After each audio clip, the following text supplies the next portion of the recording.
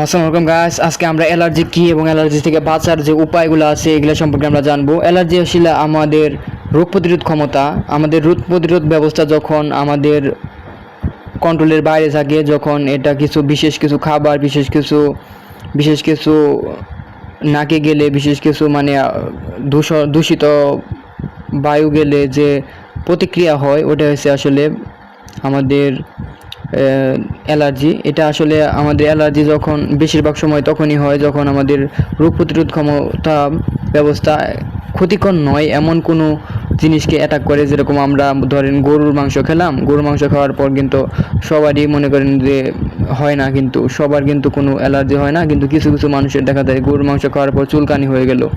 এটাই হচ্ছে আসলে অ্যালার্জি। তো অ্যালার্জি বিভিন্ন ধরনের কারণ রয়েছে। অ্যালার্জি থেকে বাঁচার উপায় হচ্ছে অ্যালার্জির উৎস চিনে নেওয়া। অ্যালার্জি যখন ধুলা পেলে অনেকের অ্যালার্জি হয়, পশুর লোম পেলে অ্যালার্জি হয়, কিছু খাবারে কেমিক্যাল ওষুধ এসব কিছুতে অ্যালার্জি হয়। কোন জিনিসে কার অ্যালার্জি হয় সেটা বুঝে নিয়ে এড়িয়ে চলাই সবচেয়ে সেরা উপায়। তারপর 2 নাম্বার হচ্ছে পরিবেশ পরিষ্কার রাখা, নিয়মিত বিছানার চাদর ধোয়া, বালিশের কাপড় ধোয়া, তারপর ঘর পরিষ্কার রাখা, ঝাড়ু দেওয়ার সময় মাস্ক ব্যবহার করতে হবে।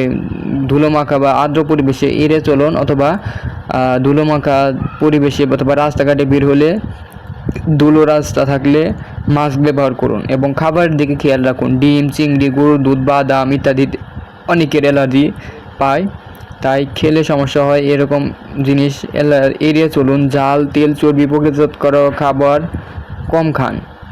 প্রতিরোধ ক্ষমতা বাড়ান, পর্যাপ্ত ঘুম, নিয়মিত ব্যায়াম, প্রচুর পানি পান করুন এবং ভিটামিন সি ও জিঙ্কযুক্ত খাবার, কমলা, লেবু, আমলকি, বাদাম খেলে ইমিউনিটি ভালো থাকে। ওষুধের ব্যবহার, ডাক্তারের পরামর্শ ছাড়া কোনো ওষুধ ব্যবহার করা যাবে না। এর জন্য একটা ওষুধ আছে হিস্টামিন বনকে বলে থাকে, হিস্টামিন ওষুধ খেতে পারেন। এই ওষুধটা আপনারা ডাক্তারের পরামর্শ ছাড়া খাবেন না, অবশ্যই ফার্মেসি থেকে যে ডাক্তার আছে তার কাছ থেকে শুনে তারপর এটা খেতে পারবেন। এটা খেলে দ্রুত আপনি অ্যালার্জির থেকে মুক্তি পাবেন।